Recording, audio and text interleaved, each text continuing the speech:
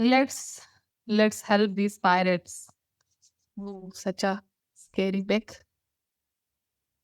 So, what's the question? So, what are we going to do? So, the overall thing is there are 100 gold coins at stake, and we are going to see how we can divide that pile into some pirates.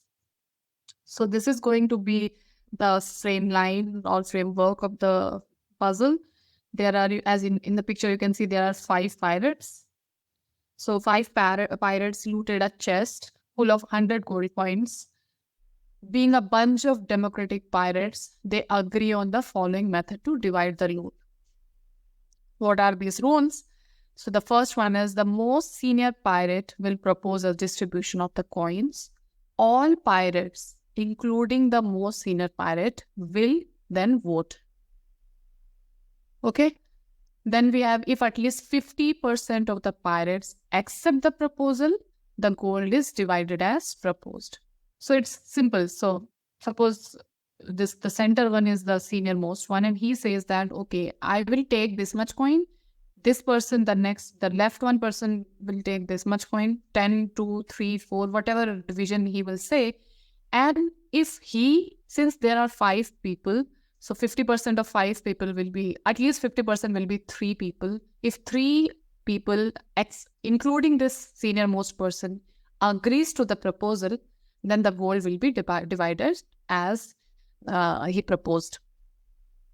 If not, the most senior pirate will be fed to shark and the process starts over with the next most senior pirate. So if the senior most cannot make others to agree with this proposal, then this person will be killed. And the next senior most will do the same thing. The process will go on. The process is repeated until a plan is approved. You can assume that all pirates are perfectly rational. They want to stay alive first and to get as much as gold as possible second. And finally, being bloodthirsty pirates, they want to have fewer pirates on the boat if given a choice between otherwise equal outcomes. So is the game or is the puzzle clear to you? So digest this. I think it will take some time to digest this question. Just take 20 seconds or 30 seconds, digest the question. Then we will discuss how we can do that, how it is going to work in this case, how we are going to divide the loot. Okay, so let's move ahead. So to make your life simple so that you can think about this question, let's name them. Suppose P1, P2, P3, P4, and P5. These are my 5 pirates, and P1 is the senior most. 1 is the senior most, and we have just set them as a ascending order according to their age. Now, before you think about this puzzle, I think I will give you some hint. And whenever we solve a question, we follow our meta principle of Boya. Find a simpler problem which you cannot solve. So whenever there are parameters involved, which is making you confused, always simplify them. So why don't we start only with 1 pirate? That will make our life very easy, right? So if there is only 1 pirate, there is nothing to be done, right? Whatever gold coin you have, you will take it. There is no one else to please. So in 1 pirate case, it is not an interesting problem. Now suppose you have 2 pirates. So suppose this is my case 1, where you only have P4 and P5. So only 2 pirates. I will tell you the reason why I'm considering P4 and P5 first, not P1, P2, because it makes your life simple. You will see why later. But suppose you only have 2 people and P4 is the bigger is the senior one. Now, if I am the senior, I am P4, I am the senior one, and I want to give a proposal which will be okay with 50% of Janta.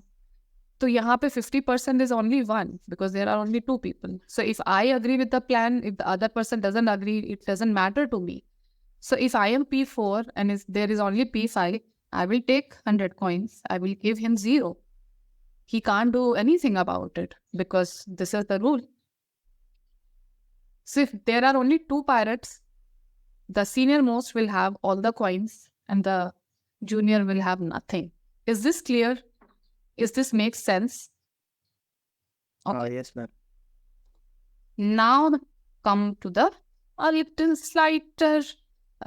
slightly difficult version of this problem. Suppose you have 3 pirates, P3, P4, P5. Now P3 is the senior most. Now what do you think? What do you think is going to happen? Now you can think actually. You have seen the 2 cases. How are you going to divide this pile?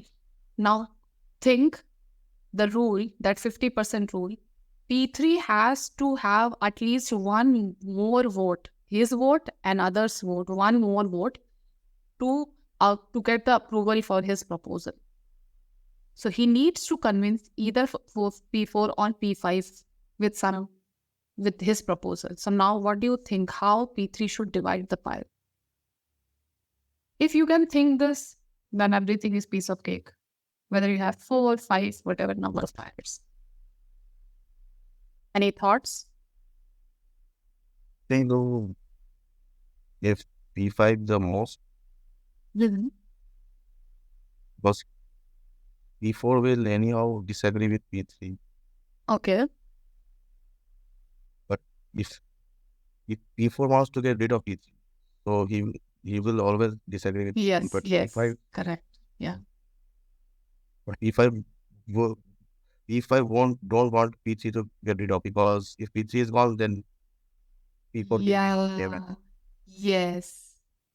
This is where this process of induction comes into the play, like foundation of induction, that you have done this 2 pirate case. Now you have to use this 2 pirate case for the 3 pirate one. Ninman, do you have any thoughts? Do you agree with Subhajit that P4 is going to never agree with P3 because he knows that if P3 is not into the picture, I will go to this 2 pirate case and I will get the whole 100 gold coins, right? So P4 will never agree. So what should P3 offer to P5 so that P5 will agree? So P3's job is to convince P5. So how should this P3 convince P5? By bribing P5 more. Yes. So how much? How much more? You have 100 gold coins. How much do you want to give to P5? Again, use the induction principle. Use the 2 case to deduce about the 3 case.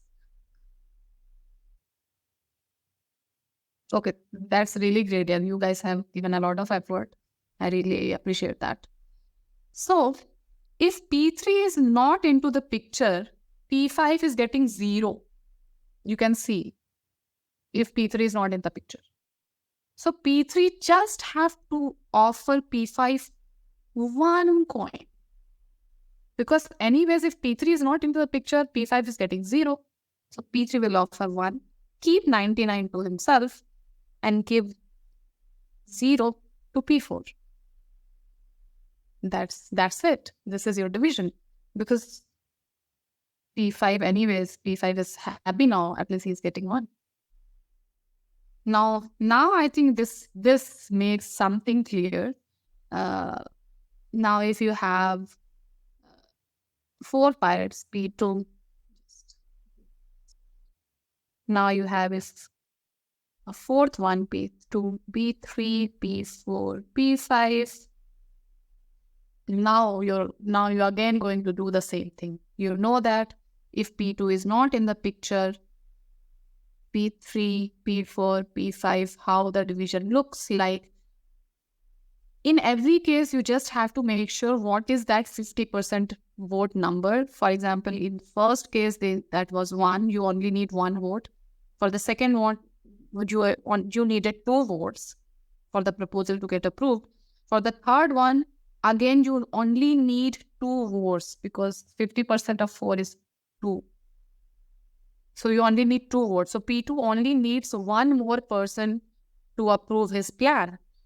So again, you can see if P2 is not in the picture, P4 is getting 0. So again, obvious choice, P2 will keep 99 to himself, give P4 1, and give P3 and P5 0. And now this pattern, if you are able to see the pattern, this is very clear to you now. If you have 5, P1, P2, P3, P4, and P5, now here 50% is going to be 2.5 pirates doesn't make sense. So you at least P1 has to have 2 more votes. And you can see if P1 is not in the picture, P3 and P5 are not getting anything. So he will keep 98 to himself, give P2 0, give P1 1, P4 0, and P5 1. Now, do you see how I am able to deduce from 2Ks to 5 so easily, doing nothing, just following my meta principle of simplifying things and then using the previous cases to deduce the bigger case? Do you have any doubts with this process? Is the solution clear? No, this would have been very difficult to do right from the scratch. If you would have not simplified and you would have started thinking what division should P1 do. Yes. There is almost no lead there. It's very confusing. Like there are so many possibilities. And mostly people think that P1 should get probably 0 points or something like that, right? Because it's kind of not natural or it's counterintuitive to think that P1 will retain such a large fraction of the coin. So yeah, the simplification here is really what helps, gives you consistent way of thinking. So, but make sure that you guys follow the argument. Yeah. How And to do that, yes. So by introducing new pairs, how things work. I think to do that, what Siddharth is saying, we can do one exercise just right away. Take, say, 1 minute. What is special about this 5 pirates? I can have 7. Similar argument will go through. I can have 10, 20, 50, whatever. At least, it makes sense to get a number which is less than 100 because there are only 100 coins. So suppose you have any general number of pirates. Now number of pirates are some n. Now you can see there is some pattern. If you see even number of pirates and odd number of pirates, there is some pattern. So I will make your life more simple by taking this as an odd number because we were considering 5 pirates and it was an odd number. So to make your life simple. Now tell me or think about it. If you have any odd number of pirates and the number is of course less than 100, then how the division will work? Just simply follow this. So one thing is that the number of pirates can be more than 100. It's not a problem for the question per se. And probably you guys can think about the 7 pirate situation to at least make sure what the answer there is and then guess what would happen for other odds. Yes. Yeah, when I was saying that number of pirates has to be less than 100 because then you don't have to divide a coin or something like that. There will be less number of pirates. Less number of coins. I would suggest you, if there are more pirates, then probably the initial few people will all have to die. That's what. Shani said the division be accepted. Yes. But yeah, I'm not sure if the reasoning is clear to the people here.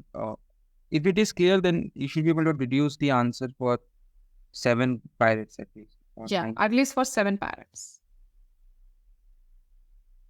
I will write it down actually so that you can tell me the division. Where should I write? I think I remove this. P6 and P7. Now tell me what is the division for 7 pirates. P1 will get 90. Okay. So Gurjeet is saying P1 is 97. 96. P1 is the senior most. Right? Yeah, P1 is the senior most, yes. P1 will get 97. P2 0. Hmm. P3 1.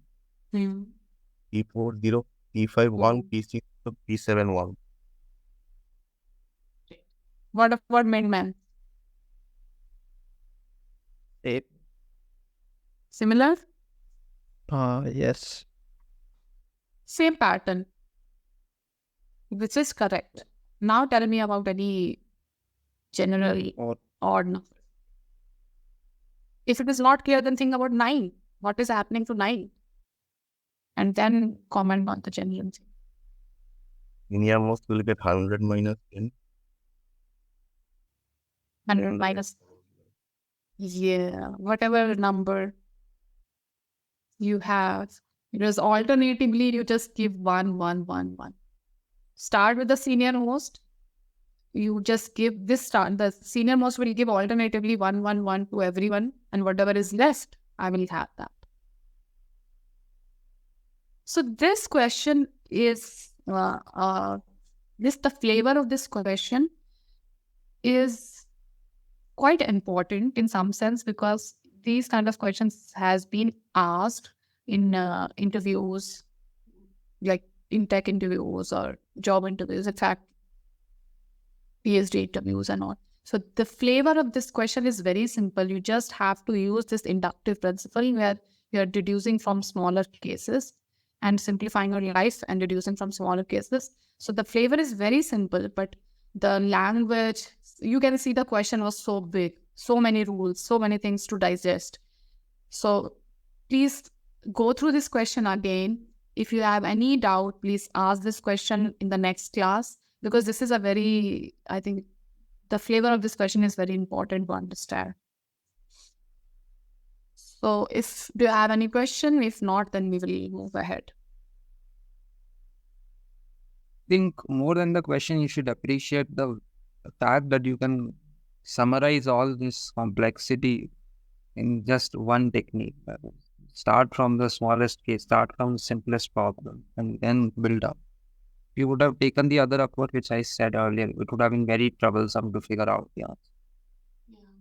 In fact, when I saw this question for the first time, I was not able to figure out how to do it. But again, when you switch on this mode of simplifying things and following your meta principles, then it is quite simple.